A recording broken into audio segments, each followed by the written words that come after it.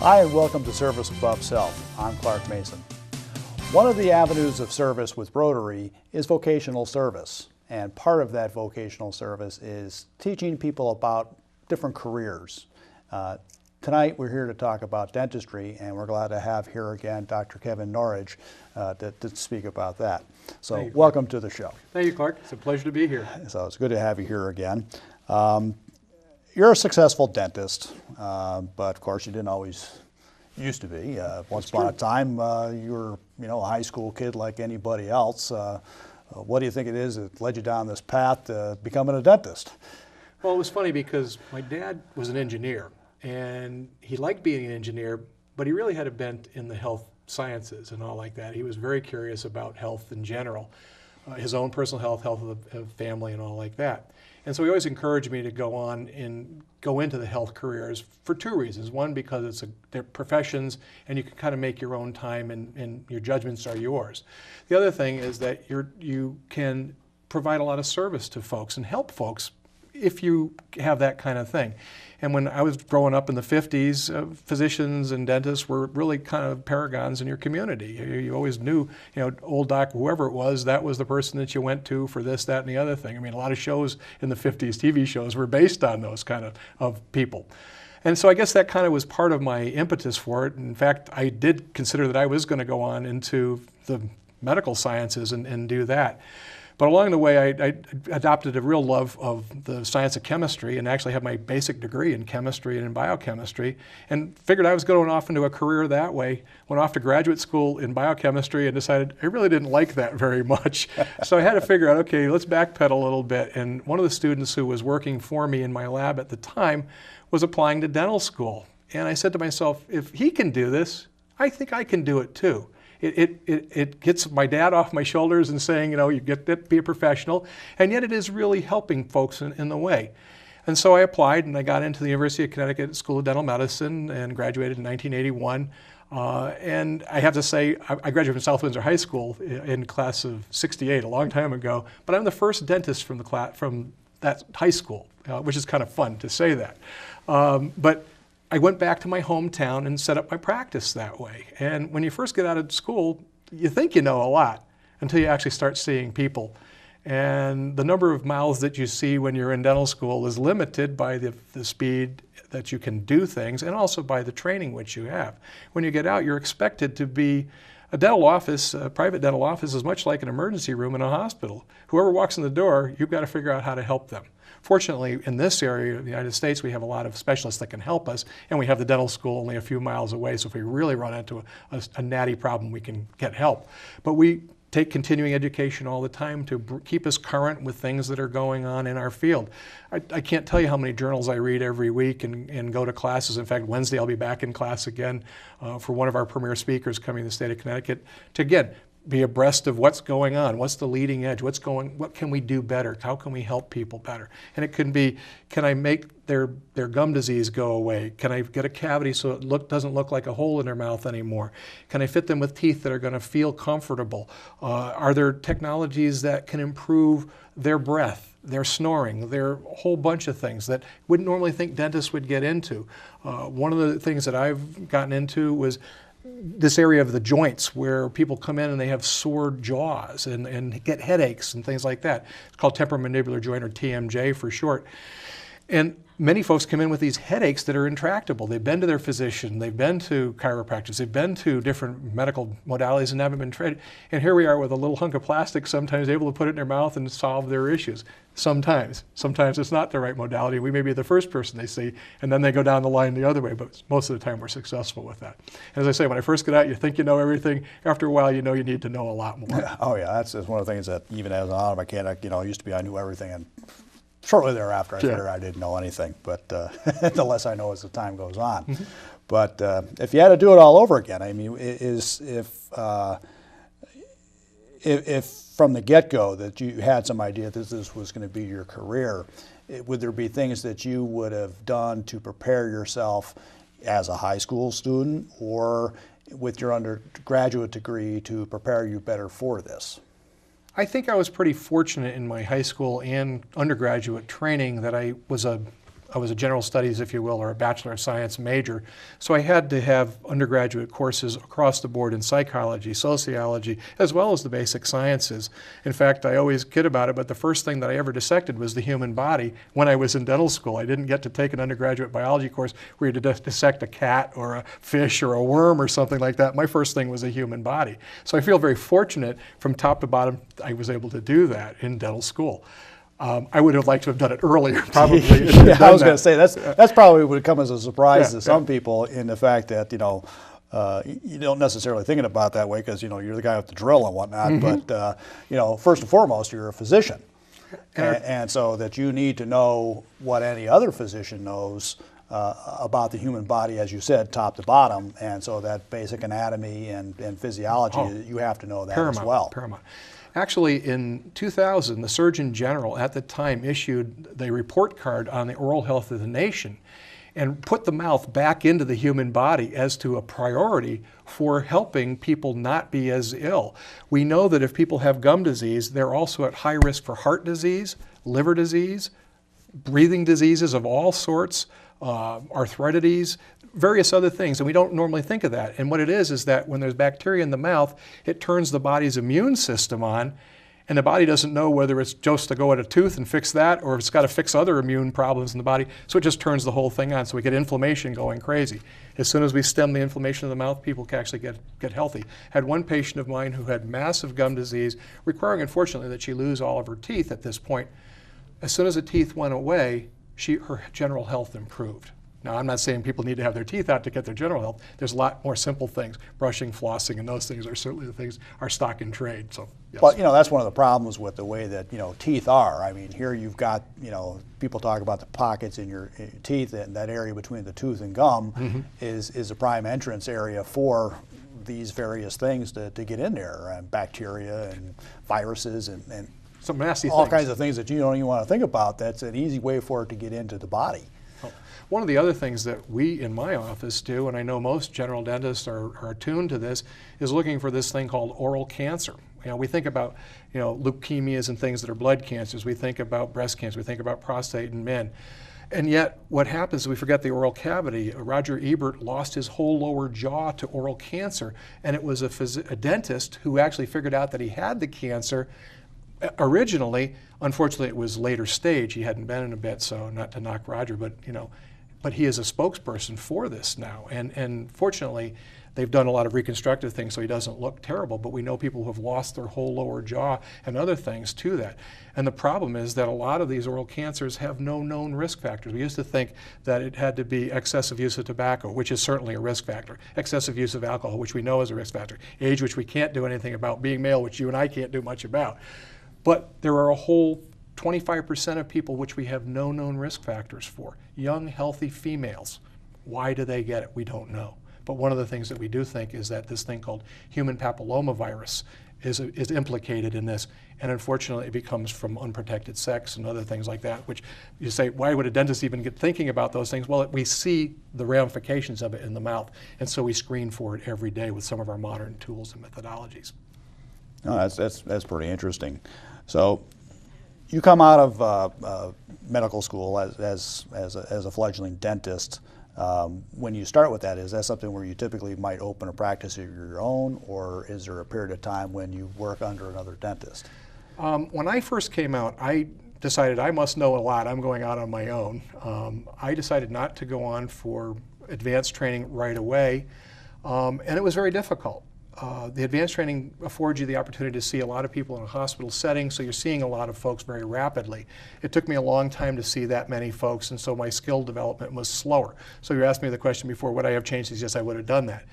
Now, to get certification, they are requiring that you do take postgraduate training or do some other way of gaining those skills and upgrading.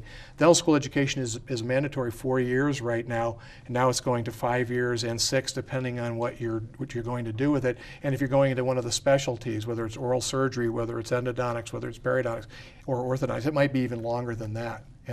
And my education never stops, so I can't say that. As I said the other day, I'm going to another course. Right, so it happens all the time. All right, we're going to take a break right now, and when we come back, we'll talk more with Dr. Norridge about his career in dentistry. In 1985, Rotary International committed to a goal of ending polio worldwide. Very soon now, after immunizing over 2 billion children, the goal will be achieved. Rotary, humanity in motion.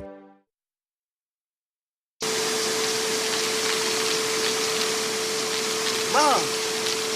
Mom! What? You can't find Ichabod. What?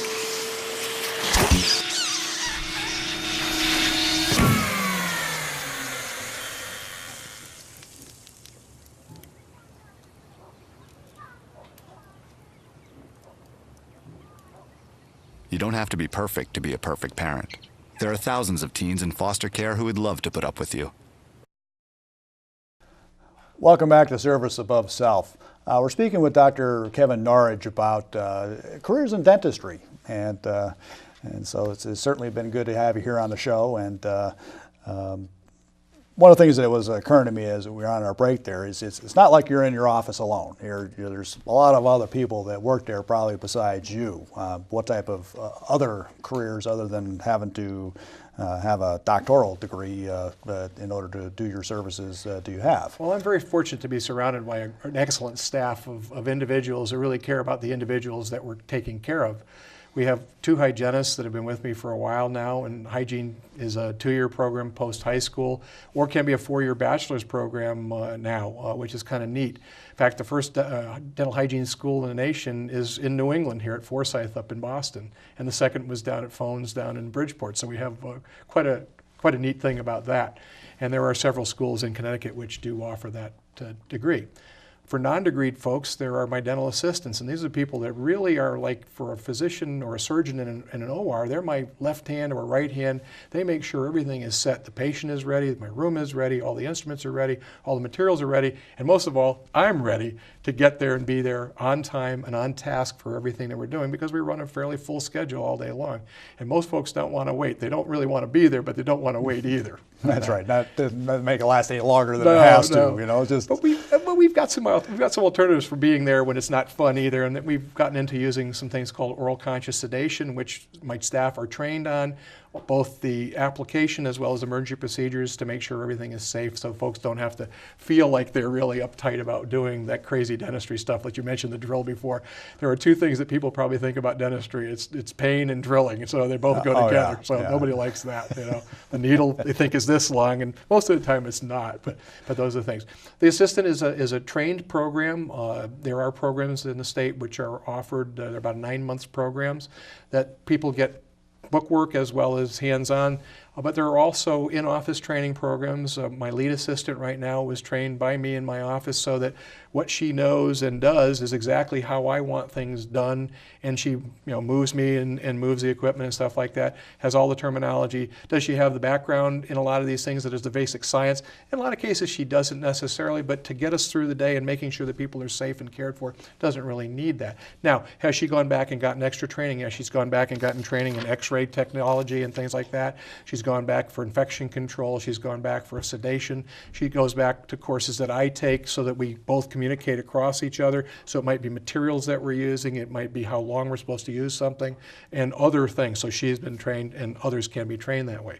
Those are the people that are wet-fingered. So it's the doc, the hygienist, and the assistants. But then we have other support people. We have to have the people that make the engine of the practice go. For instance, people have to answer the telephone correctly. For instance, you can't say it's Joe's Bar and Grill when it's not. It's Doc Norridge's place. So they have to answer correctly. And there's good ways and there's bad ways. And there's good ways to make people get in on time for a scheduled appointment.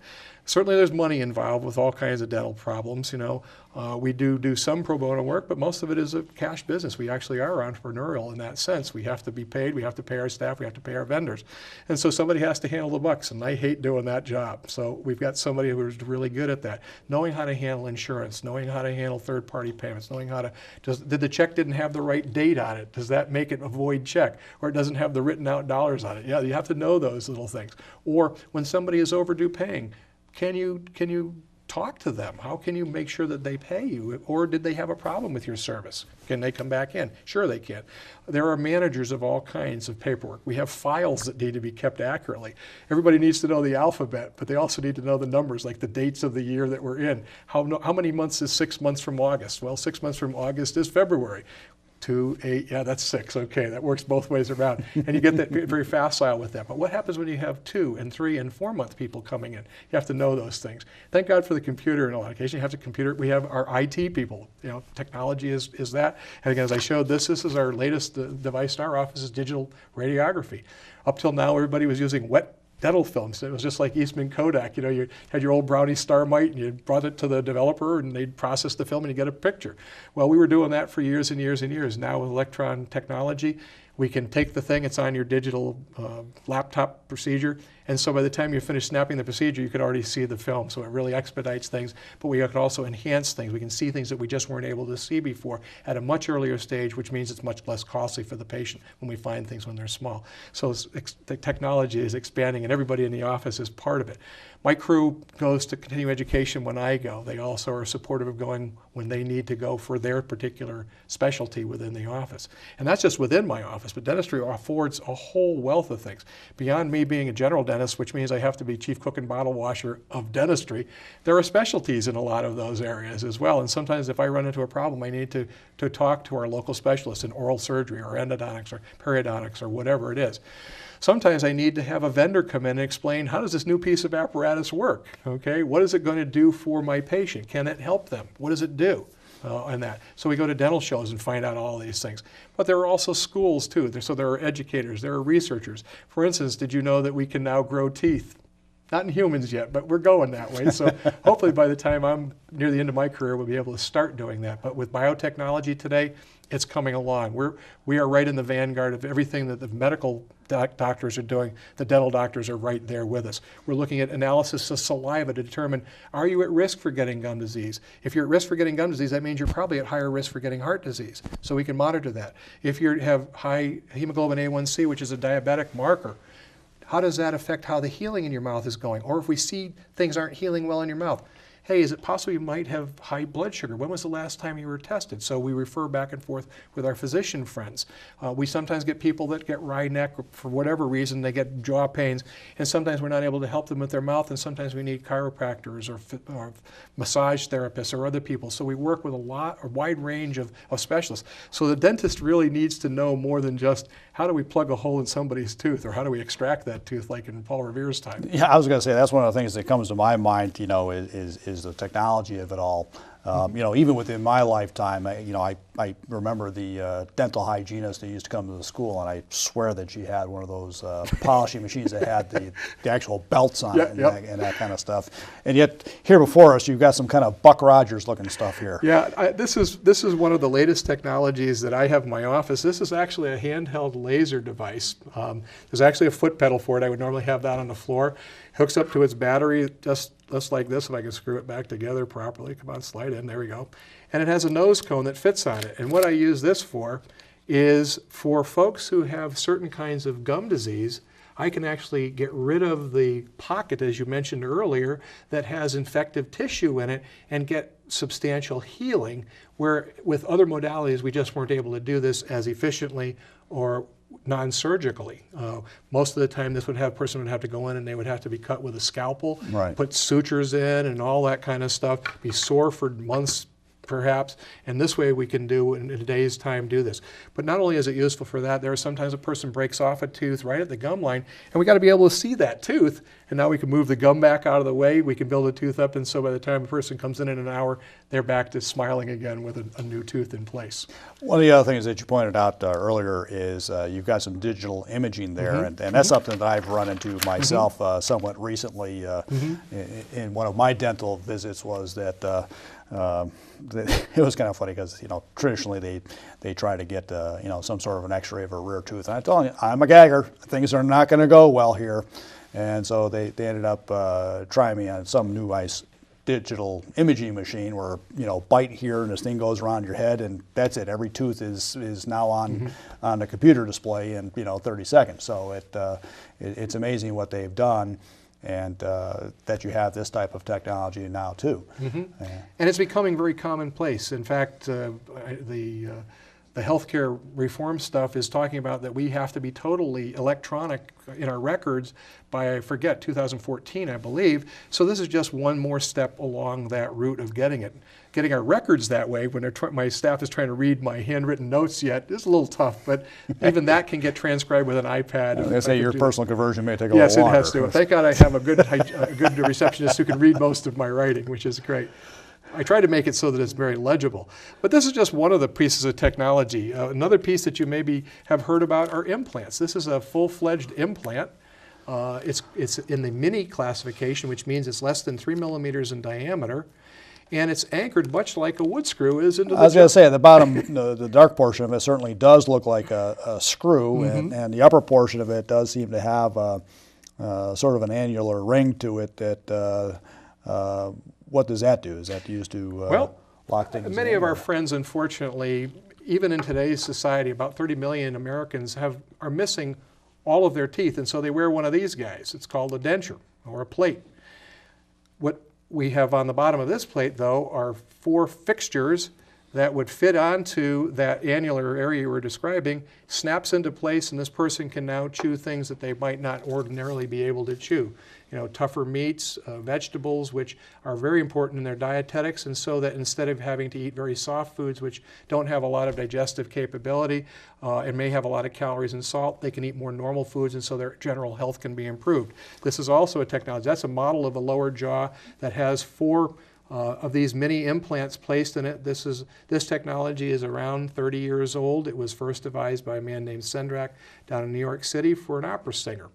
She broke a tooth off and she needed something right in the front one day, and sure enough, he was able to do this for her, and the technology has grown. So these implants are screwed in, and the only thing above the gum line is, it looks to be kind of like a small ball. Mm-hmm. It's like a ball hitch you might have for a trailer, in fact, and the gasket that fits over it is the other, so it's a male-female fitting on that, and it literally clicks right into place. Folks find it very comfortable. They are very useful. On the lower jaw, we usually use 4. On the upper jaw, we usually use 6 to 8, depending, because the jaw in the upper bone is a little bit softer, so we need something more dense. Also, the screw design is a little bit more dense. For instance, if you're using a wood screw versus a machine screw has a lot finer thread because you're going into metal and it can be machined. If you go into balsa wood, you want something that's got a lot of grab to it. Sure. So the same idea for us with implants. But implants are changing the way that we said, so that lower dentures now, the standard of care is to at least get implants to hold that, to give that person the likelihood that they're going to do well. And this can be done at any age. The oldest person that I've done right now is 91 years old. Wow. So, yeah. Another thing I think that you mentioned before is that, in the case of orthodontics, a lot of things have changed as well. Yeah, another one of our tricks in our kit, oops, get my orthodontics out, that's a different kit, is this. And this is a model which has on clear braces right now. They are made basically in a CAD-CAM variety, and most people that are in the engineering fields know what CAD-CAM is now. You put something in the computer, it designs it, and then it machines it, so you do that. What we do is we take a model of the mouth and we send it off to the laboratory. They put it into the computer so that it looks like whatever it is now, and then we modify it so that what we want it to look like, so these are nice and straight teeth. And in multiple stages of that kind of clear device, a little bit of movement at a time, almost like a cartoon is done. And you move it from where they were to where they will be. And it can, in a matter of 12 months, do some very nice movements. A lot of folks who had braces when they were kids, they get these overlaps and they get these crowdings that when they become adults become now gum disease issues. And this helps straighten those out so they now become stable. They're clear. People don't even know that you have them in. In fact, I had one of my hygienists was wearing them. I thought she had a minor lisp when I first met her. She was wearing one of these and I didn't even realize it until she took it out to clean it after, before a lunchtime one time. So it's a really kind of a neat device. That's definitely interesting, because I certainly remember having braces as a kid, and probably some of the worst thing is getting poked with the wires in the side of the cheek. Absolutely. And catching a ball in the mouth or something like that. Absolutely. I've seen a lot of mushed lips on that. Oh, yes. yeah, it's just not fun. So this is certainly got to be. And those are kind of neat things because it expedites the care. People enjoy wearing them because they know they're getting a good result. It brings their self-esteem up. They feel better about who they are and why they're doing what they're doing. Cost-wise, it's about the same as traditional orthodontics. And we see, because it is an orthodontic technique, we see orthodontics offering both brackets and wires, the old brackets and wires that you're familiar with, as this newer technique technology, and there are multiple companies. This one happens to be just one of them. And there are even modifications after that. We have a short version called Smart Moves, which we use for people who have like 1 or 2 teeth that we just want to get them ready for their wedding or whatever, and it pops it back in about 3 months, and it really looks great, which is kind of fun. And that's a kind of a neat technology, which we've been using for about 6 or 7 years, and we've got some happy patients that are out there with us. So what type of things are in the near future offings that will be coming? One of the things that we're seeing, which is really exciting, is the use of your saliva to determine, are you at risk for any of the diseases that we normally see? Are you at risk for oral cancer? So we're looking for human papillomavirus. Are you at risk for gum disease? So we're looking at the bacteria that are there and the DNA that you have, which tells me that you're predisposed to reacting to those bad bacteria. Are you at risk for cavity formation? Do you have the wrong bacteria that your mom gave you when she tested you with pablum and gave it to you? She tested for heat, she gave it to you, now you've got her bacteria. Well, if she didn't have a cavity risk, you're probably not, because you're going to get her good bacteria. But if mom had bacteria that were bad, you're probably going to get it too. So it's not hereditary, it's just mom's way of giving you a good gift or not necessarily a good gift. So we now have testing for those, and these are in-office tests, which are really kind of neat things. We are looking at ways of testing teeth to see if they've had an injury, like you were talking about sports injuries particularly.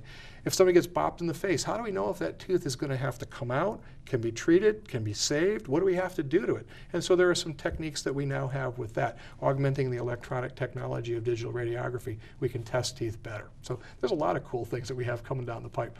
Yeah, I was going to say that's a pretty fascinating way. It's just not the old, sawbones pulling out the teeth and that kind of stuff anymore. Well, the other thing is that almost no dentists today are using the old silver amalgam fillings, those gray things that people had in the back of their mouths. If you're probably 50 or plus, most of your back teeth probably have silver fillings in them.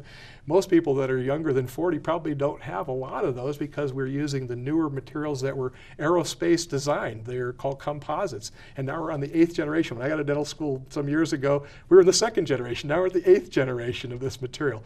And they're getting better and better and better and easier to use all the time. They look more lifelike, they look better, they're easier for us to apply to a person. And so that, and they're getting wear that is comparable to metal fillings of old. So it's really kind of neat. And I was going to say, one of the advantages that was described to me when I had one time was the fact that they actually adhere to the tooth rather than simply plugging it up. Right, we used to call them fillings, now we call them restorations, restoring the life of that tooth back as opposed to just filling a space, which is kind of a cool thing from my point of view.